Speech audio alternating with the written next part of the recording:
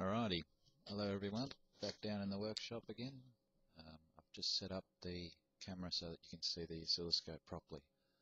I've put a little shroud over the camera, so I'll just take it all off and show you what the setup is today. Now, what we have is our oscilloscope again. I've taken it off to a bloke, an expert, who's assured me that this second channel will work okay. The signal generator through to the H bridge. As you can see, the H bridge is operating at the moment. Little switch is operating there. The signal generator, I'll just be stepping up the signal speed and the decade there, but I'll be giving descriptions of that as I go. The H bridge output goes into that blue wire there, which leads around behind the bottle there and across to the ring coil here, feeds in there into the ring coil, which is then the spikes in which are then picked up by this little coil here, which is just a steel core coil,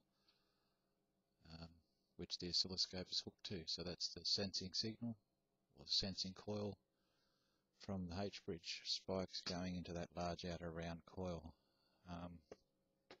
So I'll turn it all on and we can start to have a bit of a talk. This is to replace the first video I did with all the noise in it. This one will have a lot less noise and you'll be able to hear what I'm trying to say, I hope. So the shroud's back over that. You can see the screen quite clearly, I hope, and everything should be kosher. Now I'll turn on the generator and you can see the small spikes there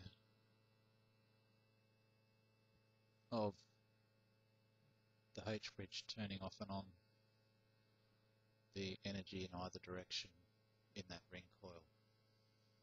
I'm just tweaking the hold off here to try and get a good picture of that. Now I'll go up on the speed a little bit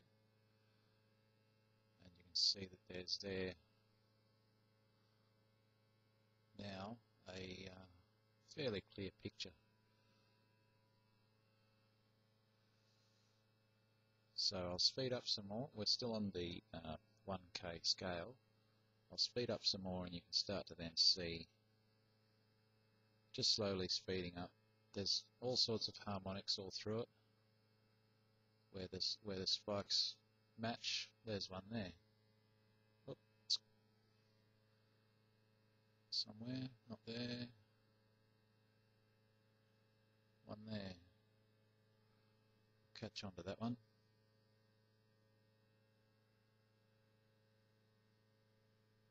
There, look at that. One either side at the same speed as the trace on the oscilloscope. So I'll let the hold off go again.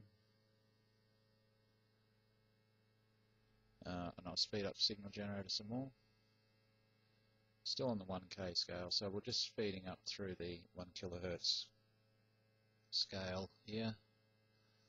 And you can see that as we go, there's not really any little points of interest. There's one there, there's a harmonic there. Keep going up. There's another harmonic there, slightly smaller in amplitude. Keep going up. There's another harmonic there. Keep going up. Still on the 1 kilohertz scale. So all these harmonics in the little coil, there's one there, right there. So that's transient spikes and the harmonics that it creates. There's another one there, that's getting up near the middle of the speed on the frequency now, on the signal generator, and I'm getting up near the end of the speed now. There's another harmonic there. So I haven't counted them, perhaps someone else will. There's some more harmonics there. Coherence in the wave is what we're looking for. There's another one. See, I'm not changing any parameter except the speed of the frequency. And that's the end of the scale there on the 1 kilohertz. Now, so I'll slow back down. We'll go to the 10 kilohertz scale. And of course, course the signal change is a lot faster on this one. So keep going up. All those little blips there, that's a harmonic. Another harmonic there, coherence in the wave. Another harmonic there, another one, another one. So all these harmonics at different time frames. There's one there at different time frames in the rise of frequency. There's another one there. And we'll continue to raise the frequency and try and get this core to saturate in with transient spike. And you can see the center now starting to split, the center of the signal trace on the oscilloscope, as the core is saturated with transient energy. So that's now up towards the end of the 10 kilohertz scale, and you can see that there's just a fuzz. So I'm going to speed up or zoom out on the oscilloscope, and out there at 2 volts per graticule, there is this fuzz.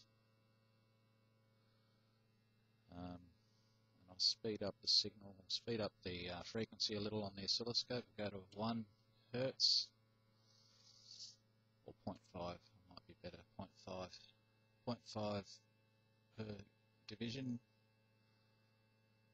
No, 1, go to 1, there. There we go. So there's 1 per division, and the zoom out is 2 volts per graticule.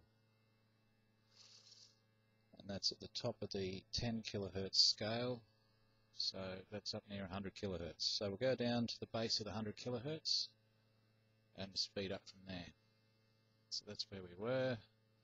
Now we'll speed up some more. We'll continue to speed up through the 100 kilohertz scale, and you can see as the core saturates, we get this signature that just keeps expanding and expanding, and then the center opens up as it pushes into the background. And I'll go back down because that's the top of the scale there.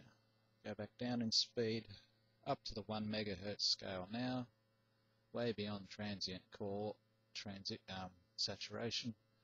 The center block wall opening, and then in that region there is where it does work.